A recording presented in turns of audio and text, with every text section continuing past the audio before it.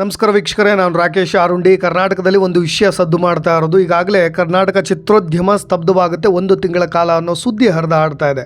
ತೆಲಂಗಾಣದಲ್ಲಿ ಇದಾಗಲೇ ನಡೆದೋಗ್ಬಿಟ್ಟಿದೆ. 1 ವಾರಗಳ ಕಾಲ 400ಕ್ಕೂ ಅಧಿಕ ಚಿತ್ರಮಂದಿರಗಳನ್ನು ಬಂದ್ ಮಾಡಲಾಗಿದೆ, ಸ್ಥಗಿತಗೊಳಿಸಲಾಗಿದೆ. ಅದೇ ಮಾದರಿಯಲ್ಲಿ ಕರ್ನಾಟಕದ ಸ್ಯಾಂಡಲ್ವುಡ್ ಕೂಡ ಇದೇ ರೀತಿಯಾಗಿ ಬಂದ್ ಆಗುತ್ತೆ ಅನ್ನೋ ಸುದ್ದಿ ಹರಿದಾಡ್ತಾ ಇರೋದು.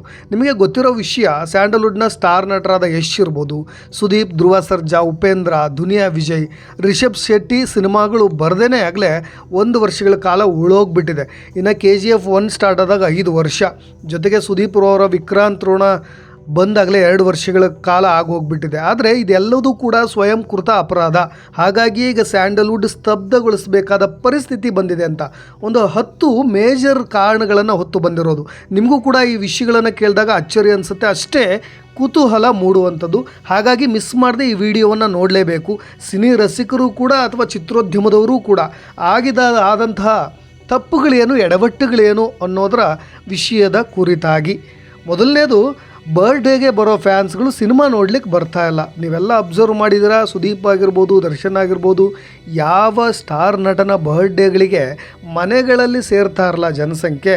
ಅಷ್ಟು ಜನರಾದರೂ ಕನಿಷ್ಠ ಪಕ್ಷ ಥಿಯೇಟ್ರ್ಗಳಿಗೆ ಬರ್ತಾ ಇದ್ದಾರಾ ಅನ್ನೋ ಪ್ರಶ್ನೆ ನಾವೆಲ್ಲರೂ ಕೂಡ ಹಾಕಿಕೊಳ್ಬೇಕಾಗತ್ತೆ. ಕಾರಣ ಇಷ್ಟೇ, ನಾವೆಲ್ಲರೂ ಅವ್ರಿಗೆ ರೂಢಿ ಮಾಡಿಸಿಲ್ಲ ಸಿನಿಮಾ ಥಿಯೇಟ್ರಿಗೆ ಬರೋದನ್ನು.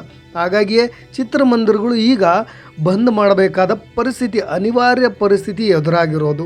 ಜೊತೆಗೆ ವರ್ಷಕ್ಕೊಂದು ಸಿನಿಮಾ, ವರ್ಷಕ್ಕೆ 2 ಸಿನಿಮಾ ಈ ರೀತಿಯಾಗಿ ಮಾಡಿದರೆ ಕನಿಷ್ಠ ಪಕ್ಷ ಯುಗಾದಿಗೋ ಅಥವಾ ದೀಪಾವಳಿಗೋ ಸಂಕ್ರಾಂತಿಗೂ ಈ ರೀತಿಯಾದಂಥ ಮೈಂಡ್ಸೆಟ್ನ ಆಡಿಯನ್ಸ್ಗಳು ಫಿಕ್ಸ್ ಆಗಿಬಿಟ್ಟಿರುತ್ತಿದ್ರು. ಜೊತೆಗೆ ಥಿಯೇಟ್ರ್ಗಳಿಗೆ back to back 1 cinema loss ಆದರೂ ಕೂಡ ಅದನ್ನು ರಿಕವರ್ ಮಾಡ್ಕೊಳ್ತಾ ಇದ್ರು ಚಿತ್ರಮಂದಿರಗಳ ಮಾಲೀಕರು. ಹಾಗಾಗಿಯೇ ಆಡಿಯನ್ಸ್ಗಳಿಗಾಗಿರ್ಬೋದು, ಅಭಿಮಾನಿಗಳಿಗಾಗಿರ್ಬೋದು, ಅವರೆಲ್ಲ ಈಗ ಸ್ಟಾರ್ಗಳನ್ನು ನೋಡಬೇಕು ಅಂದರೆ ಬರ್ಡೇಗೆ ಬಂದು ಒಂದು ಕೈ ಮಿಲಾಯಿಸಿ ಹೋಗಿಬಿಡ್ತಾರಷ್ಟೇ. ಅಷ್ಟೂ ಜನರು ಕೂಡ ಥಿಯೇಟ್ರ್ಗಳಿಗೆ ಬರ್ತಾ ಇಲ್ಲ. ಕಾರಣ ಅವ್ರ ರೆಗ್ಯುಲಾರಿಟಿ ಮಿಸ್ ಆಗಿದೆ ಅನಿಸುತ್ತೆ. ಎರಡನೇದು, ಕನ್ನಡದಲ್ಲೊಂದು OTT ಪ್ಲಾಟ್ಫಾರ್ಮ್ ಇಲ್ಲ. ನಿಮಗೆಲ್ಲ ಗೊತ್ತಿದೆ, ಅಧಿಕೃತವಾಗಿ ಸರ್ಕಾರದಿಂದಲೇ ಚಿತ್ರಮಾಧ್ಯಮಕ್ಕೆ ಒಂದು OTT ಪ್ಲಾಟ್ಫಾರ್ಮ್ ಇದ್ದಿದ್ದರೆ ತುಂಬ ಹೆಲ್ಪ್ ಆಗ್ತಿತ್ತು ಅಂತ.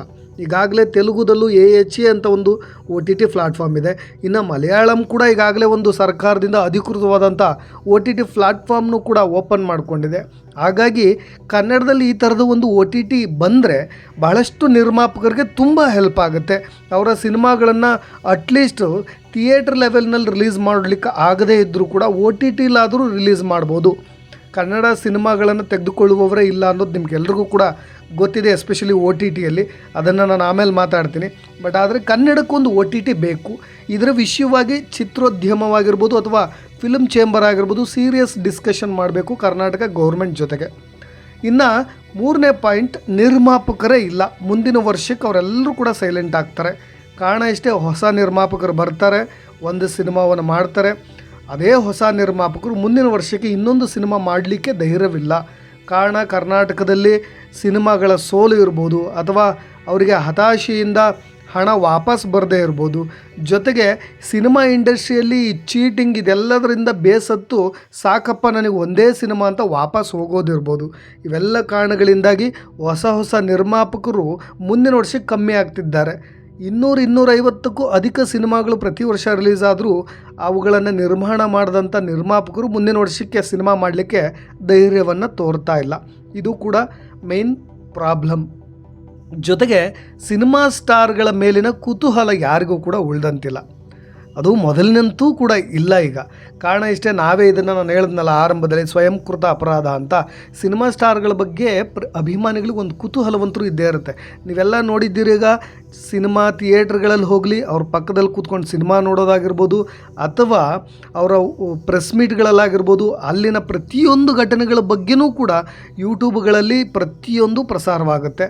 ಜೊತೆಗೆ ಮನೆಗಳು ಅವ್ರದ್ದು ಹೋಮ್ ಟೂರ್ ಮಾಡೋದರಿಂದ ಹಿಡಿದು ಅವರ ದಿನಚರಿಯಿಂದ ಹಿಡಿದು ಪ್ರತಿಯೊಂದು ಕೂಡ ಅಭಿಮಾನಿಗಳಿಗೆ, ಪ್ರೇಕ್ಷಕರಿಗೆ ಸಿಗೋದರಿಂದ, ಜೊತೆಗೆ ಶೂಟಿಂಗ್ ಸ್ಪಾಟ್ಗಳಿಗೆ ನೇರ ಮಾಧ್ಯಮಗಳಿಗೆ ಅನುಮತಿ ಕೊಡೋದರಿಂದ ಅಲ್ಲಿ ನಡೀತಾ ಇರ್ತಕ್ಕಂಥ ಸಾಹಸ ದೃಶ್ಯಗಳು ಅಥವಾ ಸಿನಿಮಾ ಶೂಟಿಂಗ್ ನಡೆಯೋ ರೀತಿ, ಅವ್ರ ಡೈಲಾಗ್ ಡೆಲಿವರಿ, ಫೈಟ್ಸ್ಗಳು, ಆ್ಯಕ್ಷನ್ ಸೀನ್ಸ್ಗಳು, ಇದೆಲ್ಲದೂ ಕೂಡ ಹೇಗಾಗುತ್ತೆ ಅನ್ನೋದು ಜನರಿಗೆ ಪ್ರತ್ಯಕ್ಷದರ್ಶಿಯಾಗಿ ನಾವೆಲ್ಲ ಯೂಟ್ಯೂಬ್ನಲ್ಲೇ ಕೈಗೆಟಕುವ ಹಾಗೆ ಸಿಗೋದ್ರಿಂದ ಅದನ್ನೆಲ್ಲದನ್ನೂ ಕೂಡ ನಿರ್ಮಾಪಕರು ಒದಗಿಸ್ಕೊಡ್ತಾ ಇರೋದ್ರಿಂದ ಸಿನಿಮಾ ಸ್ಟಾರ್ಗಳ ಮೇಲಿನ ಕುತೂಹಲ ತುಂಬ ಕಮ್ಮಿ ಆಗ್ತಾ ಇದೆ ಅಂತ. ಎಸ್ಪೆಷಲಿ ಆ ಸ್ಪಾಟ್ಗಳ ದೃಶ್ಯಗಳನ್ನು ವೈರಲ್ ಮಾಡೋದು ಅಥವಾ ರಿವೀಲ್ ಮಾಡೋದು ಒಂದು ಕಡೆ ಆದರೆ, ಅವರ ಪ್ರೆಸ್ ಮೀಟ್ಗಳಲ್ಲಾಗಿರ್ಬೋದು, ಅವ್ರ ಅಕ್ಕಪಕ್ಕ ಕೂತ್ಕೊಂಡು ಮಾತಾಡೋದು ಪ್ರತಿಯೊಂದು ಕೂಡ ಈಗೆಲ್ಲ ಯೂಟ್ಯೂಬ್ಗಳಲ್ಲಿ ಪ್ರಸಾರವಾಗುತ್ತೆ. ಅವರು ಇನ್ಯಾರಿಗೂ ಚೇಷ್ಟೆ ಮಾಡಿದ್ರೆ ಅವರು ಇನ್ನೊಬ್ಬರ ಜೊತೆ ಸ್ಟಾರ್ಗಳ ಜೊತೆ ಏನೇನು ಮಾತನಾಡ್ತಾರಲ್ಲ ಅದು ಇಂಚಿಂಚು ಬಿಡದೇನೂ ಕೂಡ ಕವರ್ ಮಾಡಿ ಮಾಧ್ಯಮಗಳು ಪ್ರಸಾರ ಮಾಡ್ತವೆ. ಹಾಗಾಗಿ ಅವರು ಕೂಡ ನಮ್ಮಂತೆ ಸಾಮಾನ್ಯರು ಅನ್ನೋದು ಎಲ್ಲರೂ ಕೂಡ ಪರಿಗಣಿಸಿ ಅವ್ರನ್ನ ವಿಶೇಷವಾಗಿ ನೋಡೋದನ್ನೇ ಬಿಟ್ಟುಬಿಟ್ಟಿದ್ದಾರೆ. ಹಾಗಾಗಿ ಇದು ಒಂದು ಪ್ರಾಬ್ಲಮ್ಮು. ನೆಕ್ಸ್ಟು 5ನೇ ಕಾರಣವನ್ನು ನಾನು ತಿಳಿಸಲೇಬೇಕು. ಈ ಫಸ್ಟ್ ಲೈನ್ ಆ್ಯಕ್ಟರ್ಸ್ಗಳಿಗೆಲ್ಲ ಒಬ್ರನ್ನ ಕಂಡ್ರೆ ಒಬ್ರಿಗೆ ಆಗೋದೇ ಇಲ್ಲ. ನಿಮಗೆ ಗೊತ್ತೇ ಇದೆ, ಈಗಾಗಲೇ ಸಣ್ಣ ಪುಟ್ಟ ಕಲಹಗಳಿಂದ ದರ್ಶನ್ ಸುದೀಪ್ ಒಂದು ಕಡೆ ಮುನ್ಸು ಮಾಡ್ಕೊಂಡಿದ್ದಾರೆ. ಈ ಕಡೆ ಧ್ರುವ ಸರ್ಜಾ ಮತ್ತು ದರ್ಶನ್ಗೂ ಆಗ್ಬರೋದಿಲ್ಲ ಅನ್ನೋ ಮಾತುಗಳು ಕೂಡ ಕೇಳಿಬರ್ತಾ ಇದೆ. ಅವರಿಬ್ಬರ ಮಧ್ಯೆ ಏನೋ ಸರಿ ಇಲ್ಲ ಅಂತ. ಹಾಗಾಗಿ ದೊಡ್ಡ ದೊಡ್ಡ ಸ್ಟಾರ್ ನಟರುಗಳು ತುಂಬ ಕ್ಲೋಸ್ಡಾಗಿಲ್ಲ, ಸಿನಿಮಾ ಕಾರ್ಯಕ್ರಮಗಳಿಗೆ ಭಾಗವಹಿಸೋದಿಲ್ಲ, ಸ್ಟಾರ್ ಅವಾರ್ಡ್ ಫಂಕ್ಷನ್ಸ್ಗಳಿಗಂತೂ ಮರೆಯಾಗಿದ್ದಾವೆ. ನಾವೆಲ್ಲ ದೊಡ್ಡ ದೊಡ್ಡ ಅವಾರ್ಡ್ ಫಂಕ್ಷನ್ಸ್ಗಳನ್ನು ನೋಡಿ ಬೆಳೆದವರು, ನೀವು ಕೂಡ ನೋಡಿರ್ತೀರ. ಎಲ್ಲ ಸ್ಟಾರ್ಸ್ಗಳನ್ನ ಒಟ್ಟಾಗಿ ಕೂರಿಸಿ ಈ ಬಾಲಿವುಡ್ನಲ್ಲೋ ಎಲ್ಲೋ ಈ ಅವಾರ್ಡ್ಸ್ಗಳು, ಸೈಮಾ ಅವಾರ್ಡ್ಸ್ಗಳು ಆ ರೀತಿಯಾಗಿ ನಡೆಯೋ ರೀತಿಯಾಗಿ ನಮ್ಮಲ್ಲೂ ಕೂಡ ಅವಾರ್ಡ್ ಫಂಕ್ಷನ್ಸ್ಗಳು ನಡೀಬೇಕಾದ್ರೆ ಎಲ್ಲರೂ ಕೂಡ ಜಾರಿಯಾಗಿ ಕೂತ್ಕೊಂಡು ತಮಾಷೆ ಮಾಡ್ತಾಯಿದ್ದ ಕಾಲವೇ ಹೋಗಿದಂತಾಗಿದೆ. ಅದು ಎಸ್ಪೆಷಲಿ ಕರ್ನಾಟಕದಲ್ಲಿ ಬಹಳಷ್ಟು ಸ್ಟಾರ್ಸ್ಗಳಿಗೆ ಅದು ಇಲ್ಲದಂತಾಗಿದೆ. ಹಾಗಾಗಿಯೇ ಒಬ್ರನ್ನ ಕಂಡ್ರೆ ಒಬ್ರಿಗೆ ಆಗದೇ ಇರೋದ್ರಿಂದ ಬಹಳಷ್ಟು ಸಿನಿಮಾಗಳಿಗೆ ಎನ್ಕರೇಜ್ ಮಾಡೋ ಅಂತರವೂ ಕೂಡ ತುಂಬ ಅಂತರ ಕಾಯ್ದುಕೊಂಡು ಇರೋದ್ರಿಂದ ಇದು ಒಂದು ಸಮಸ್ಯೆ, ಪ್ರಾಬ್ಲಮ್ ಅಂತ ಹೇಳ್ಬೋದು. ಜೊತೆಗೆ 7ನೇದು ಕಾರಣ, OTT ಅವರು ಕನ್ನಡ ಸಿನಿಮಾಗಳನ್ನು ತಗೊಳ್ಳೋದೇ ಇಲ್ಲ. ನೀವು ಎಸ್ಪೆಷಲಿ ನೋಡಿದ್ದರೆ ದೊಡ್ಡ ದೊಡ್ಡ ಬ್ಯಾನರ್ದು ಹೊಂಬಾಳೆ, KRZ ಈ ಥರ ದೊಡ್ಡ ದೊಡ್ಡ ಪ್ರೊಡಕ್ಷನ್ಸ್ಗಳದ್ದಾದರೆ OTT ಅವರು ಅದು ಕೆಲವೊಂದುಗಳು ಮಾತ್ರ. ಇನ್ನು ಪ್ರೈಮ್ನಲ್ಲಿ ನೀವು ಹುಡುಕ್ಬೋದು, ಇನ್ನು ನೆಟ್ಫ್ಲಿಕ್ಸ್ನಲ್ಲಂತೂ ಬೆರಳೆಣಿಕೆಯ ಸಿನಿಮಾಗಳು, ಹಾಟ್ಸ್ಟಾರ್ನಲ್ಲಿ ಕೆಲವೊಂದು ಹುಡುಕಿದ್ರೆ ಸಿಗುತ್ತೆ. ಈ ರೀತಿಯಾಗಿಬಿಟ್ಟಿದೆ. ಕನ್ನಡ ಸಿನಿಮಾಗಳನ್ನ ತೆಗೆದುಕೊಳ್ಬೇಕು ಅಂದರೆ ಆ ಸಿನಿಮಾಗಳನ್ನು ಮೊದಲು ಥಿಯೇಟ್ರ್ನಲ್ಲಿ ರಿಲೀಸ್ ಮಾಡಬೇಕು. ಥಿಯೇಟ್ರ್ನಲ್ಲಿ ದೊಡ್ಡ ಮಟ್ಟದ ಸದ್ದು ಮಾಡಿದ್ರೆ ಆಗ ಮಾತ್ರ ಸ್ವಲ್ಪ ಮುಂದೆ ಬರ್ತಾರೆ ಆ ಸಿನಿಮಾವನ್ನು ತೆಗೆದುಕೊಳ್ಳಲಿಕ್ಕೆ. ಇನ್ನು ಸಣ್ಣ ಪುಟ್ಟ ಸಿನಿಮಾಗಳು ಹೇಗೆ ಬರ್ತವೆ, ಹೇಗೆ ಹೋಗ್ತವೆ ಒಂದು ಗೊತ್ತಾಗೋದಿಲ್ಲ. ಇದು ಕೂಡ ದೊಡ್ಡ ಮಟ್ಟದ ಸಮಸ್ಯೆ. ಹಾಗಾಗಿ ಇದು ಚಿತ್ರಮಂದಿರಕ್ಕೂ ಹೊಡೆತ, ಸಿನಿಮಾ ನಿರ್ಮಾಪಕರಿಗೂ ಹೊಡೆತ, ತಯಾರಿಕರಿಗೂ ದೊಡ್ಡ ಮಟ್ಟದ ಹೊಡೆತ ಇದು. 8ನೇ ಪ್ರಾಬ್ಲಮ್, ನೂರಾರು ಫಿಲ್ಮ್ ಚೇಂಬರ್ಗಳಾಗ್ಬಿಟ್ಟಿದ್ದಾವೆ. ಮಾತೃ ಸಂಸ್ಥೆಗೆ ಬೆಲೆನೇ ಇಲ್ಲದಂತಾಗಿದೆ. ಏನೇ ಸಮಸ್ಯೆಗಳನ್ನು ಬಗೆಹರಿಸ್ಕೊಳ್ಬೇಕಾದ್ರೂ ಒಂದು ಫಿಲ್ಮ್ ಚೇಂಬರ್ ಅಂತ ಬೆಂಗಳೂರಿನಲ್ಲಿದೆ, ಅದು ದೊಡ್ಡ ಮಾತೃ ಸಂಸ್ಥೆ, ನಿಮಗೆಲ್ಲ ಗೊತ್ತಿದೆ. ಕಲಾವಿದರ ಸಂಘ ಜೊತೆಗೆ ಫಿಲ್ಮ್ ಚೇಂಬರ್ ಇವೆರಡು. ಈಗ ಏನಾಗ್ಬಿಟ್ಟಿದೆ, ನೀವು ಕಡಿಮೆ ಹಣವನ್ನು ಕೊಟ್ಟರೂ ಕೂಡ ನಿಮ್ಮ ಸಿನಿಮಾ ಹೆಸರನ್ನ ರಿಜಿಸ್ಟ್ರ್ ಮಾಡ್ಬೋದು. ಬೆಂಗಳೂರಿನಲ್ಲೇ 1-2 ಕಡೆ ಇದೆ, ಮೆಜೆಸ್ಟಿಕ್ನಲ್ಲಿ ಒಂದು ಕಡೆ ಇದೆ. ಇನ್ನು ಈಗ ಜಿಲ್ಲಾವಾರು ಫಿಲ್ಮ್ ಚೇಂಬರ್ಸ್ಗಳು ಉದ್ಭವ ಆಗಿಬಿಟ್ಟಿದ್ರಿಂದ ನಿರ್ಮಾಪಕರಿಗೂ ನಿರ್ದೇಶಕರಿಗೂ ಮತ್ತು ಫಿಲ್ಮ್ ಚೇಂಬರ್ಗೂ ಸಂಬಂಧವೇ ಇಲ್ಲದಂತಾಗಿದೆ. ಅವ್ರು ಯಾರೋ ಇವ್ರು ಯಾರೋ ಅನ್ನುವಂತಾಗಿದೆ. ಅವರೇ ಒಂದು ಸಿನಿಮಾವನ್ನು ಮಾಡ್ತಾರೆ, ನೇರವಾಗಿ ಥಿಯೇಟ್ರಲ್ಲಿ ರಿಲೀಸ್ ಮಾಡ್ಕೋತಾರೆ. ಈ ಥರದ ಪರಿಸ್ಥಿತಿ ಇರೋದರಿಂದ ಒಬ್ಬ ಲೀಡರ್, ಒಬ್ಬ ನಾಯಕನ ಕೊರತೆ ಎದ್ದು ಕಾಣುತ್ತೆ. ಹಾಗಾಗಿ ಕರ್ನಾಟಕ ಚಿತ್ರರಂಗ ಇಷ್ಟೆಲ್ಲ ಸಮಸ್ಯೆಗಳನ್ನು ಎದುರಿಸ್ತಾ ಇರೋದು. ಇನ್ನು 9ನೇ ಕಾರಣ, ಫ್ರೀ ಪ್ರಚಾರ, ಫ್ರೀ ರಿವ್ಯೂ, ಪ್ರೇಕ್ಷಕರಿಗೆ ವಿಶ್ವಾಸವೇ ಇಲ್ಲದಂತಾಗಿದೆ. ನೀವೆಲ್ಲ ಇದನ್ನು ತುಂಬ ಗಮನಿಸಬೇಕಾದ ಸಂಗತಿ. ನೀವೆಲ್ಲರೂ ಥಿಯೇಟ್ರ್ ಕಡೆ ಹೋದರೆ, ಅದು ಬೆಂಗಳೂರಿನಲ್ಲಿ ಎಸ್ಪೆಷಲಿ ಮೇನ್ ಥಿಯೇಟರ್, ಸಿನಿಮಾ ಇವತ್ತು ರಿಲೀಸ್ ಆಗ್ತಿದೆ ಅಂದರೆ ಅವತ್ತು ಫ್ರೀ ಟಿಕೆಟ್ಸ್ಗಳನ್ನು ಕೊಟ್ಟು ಪ್ರೇಕ್ಷಕರನ್ನ ಕರೆಸ್ಕೊಳ್ಬೇಕಾದ ಪರಿಸ್ಥಿತಿ ಇದೆ. ಅದು ಸಿನಿಮಾ ತುಂಬ ಚೆನ್ನಾಗಿದೆ ಅಂತ. ಕೆಲವೊಂದು ಸಿನಿಮಾಗಳ ಬಗ್ಗೆ ಮಾತನಾಡ್ತಾ ಇದ್ದೀನಿ ನಾನು. ಅಲ್ಲಿ ಒಂದಿಷ್ಟು ಜನರಿಗೆ ಫ್ರೀ ಟಿಕೆಟ್ಸ್ಗಳನ್ನು ಕೊಡೋದು, ಮತ್ತು ಅಲ್ಲಿ ಕೂಗಿ ಫ್ರೀ ರಿವ್ಯೂಗಳನ್ನು ಮಾಡಿದ್ರೆ ಅವ್ರಿಗೊಂದಿಷ್ಟು ಸಣ್ಣ ಪುಟ್ಟ ಡೈಲಾಗ್ಗಳನ್ನು ಹೊಡೆದು ಸಿನಿಮಾ ಚೆನ್ನಾಗಿದೆ ಅಂತ ಪುಗುಸಟ್ಟೆ ಪ್ರಚಾರವನ್ನು ಮಾಡಿದ್ರೆ ಅವ್ರಿಗೊಂದಿಷ್ಟು 1000-2000 ರೂಪಾಯಿಗಳನ್ನು ಕೊಟ್ಟು ಆ ಸಿನಿಮಾದ ಬಗ್ಗೆ ಯೂಟ್ಯೂಬ್ನಲ್ಲಿ ಫ್ರೀ ಪ್ರಚಾರವನ್ನು ತೆಗೆದುಕೊಳ್ಳೋದು. ಹಾಗಾಗಿ ಫ್ರೀಯಾಗೇ ರಿವ್ಯೂ ಮಾಡೋದ್ರಿಂದ ಅವ್ರ ಸಿನಿಮಾ ಹೇಗೆ ಇರಲಿ ಪಾಸಿಟಿವ್ ರಿವ್ಯೂ ಮಾತ್ರ ಮಾಡೋದ್ರಿಂದ ಅಲ್ಲಿ ಪ್ರೇಕ್ಷಕರಿಗೆ ವಿಶ್ವಾಸದ ಕೊರತೆ ಹೋಗಿದೆ. ನಾವು ಯೂಟ್ಯೂಬ್ನಲ್ಲಿ ನೋಡಿದ್ವಿ, ಮಾಧ್ಯಮಗಳಲ್ಲಿ ನೋಡಿದ್ವಿ, ಅಲ್ಲಿ ಹೊಗಳು ಬಿಟ್ಟರು ಸಿನಿಮಾ ಅನ್ನೋ ಮೈಂಡ್ ಸೆಟ್ಟಿಂದ ಪ್ರೇಕ್ಷಕರು ಚೆನ್ನಾಗಿರೋ ಸಿನಿಮಾ, ಚೆನ್ನಾಗಿಲ್ಲದೆ ಇರೋ ಸಿನಿಮಾ ಜಡ್ಜ್ ಮಾಡೋದು ಬಿಟ್ಬಿಟ್ಟಿದ್ದಾರೆ. ಅದು ದೊಡ್ಡ ಮಟ್ಟದ ಸದ್ದು ಮಾಡಿದಾಗ ಮಾತ್ರ ಥಿಯೇಟ್ರ್ಗಳಿಗೆ ಹೋಗಿ ಸಿನಿಮಾವನ್ನು ನೋಡಲಿಕ್ಕೆ ಹೋಗ್ತಾರೆ. ಅದು ಒಂದು ದೊಡ್ಡ ಸಮಸ್ಯೆ. ಜೊತೆಗೆ ಕ್ರಿಕೆಟ್ನಲ್ಲಿ ಆ್ಯಕ್ಟಿವ್ ಆಗಿರುವಷ್ಟು ಸಿನಿಮಾದಲ್ಲಿ ಆ್ಯಕ್ಟಿವೇ ಇಲ್ಲ ನಮ್ಮ ಸ್ಟಾರ್ಸ್ಗಳು. ನೀವು ಇತ್ತೀಚೆಗೆ ನೋಡ್ತಾ ಇರೋದು, ನಾನು ಫಸ್ಟ್ ಲೈನ್ ಆ್ಯಕ್ಟರ್ಸ್ ಅಂತ ಹೇಳಿದ್ನಲ್ಲ, ಅವರು ಕೆಲವೊಂದು ಸಿನಿಮಾಗಳನ್ನು ಅದು ಒಪ್ಕೊಂಡಿದ್ದಾರೆ, ಅಲ್ಲಿ ಇಲ್ಲಿ ಬ್ಯುಸಿ ಇದ್ದಾರೆ. ಇನ್ನು ಸೆಕೆಂಡ್ ಲೈನ್ ಆ್ಯಕ್ಟರ್ಸ್ಗಳಂತೂ ಅವ್ರಿಗೆ ಸಿನಿಮಾಗಳಿಲ್ಲ, ನಿರ್ಮಾಪಕರು ಅವ್ರನ್ನ ಹುಡುಕೊಂಡು ಸಿನಿಮಾಗಳು ಮಾಡಲಿಕ್ಕೆ ಬರ್ತಾಯಿಲ್ಲ.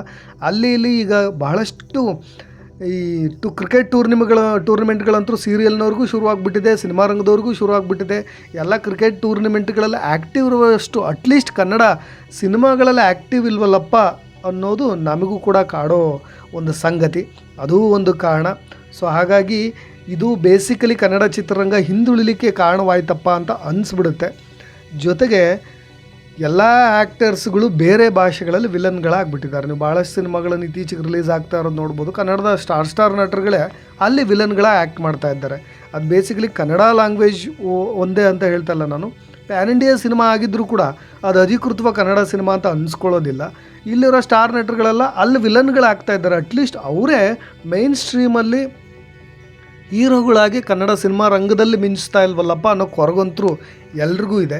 ಇವೆಲ್ಲ ಕಾರಣಗಳಿಂದನೇ ಸದ್ಯ ಈಗ ಕನ್ನಡ ಚಿತ್ರರಂಗ ಅನಾಥ ಪರಿಸ್ಥಿತಿಯಲ್ಲಿ ಇರೋದು. ನಾನು ಹೇಳಿದ್ನಲ್ಲ ಆರಂಭದಲ್ಲೇ, ಸ್ಟಾರ್ ಆ್ಯಕ್ಟರ್ಸ್ಗಳು ಸಿನಿಮಾಗಳನ್ನು ಕೊಟ್ಟರೆ ಸಾಕು, ಸಿನಿಮಾ ರಂಗ ಒಂದು ಅದ್ಭುತವಾದಂಥ ಸ್ಥಾನಕ್ಕೆ ಹೋಗುತ್ತೆ.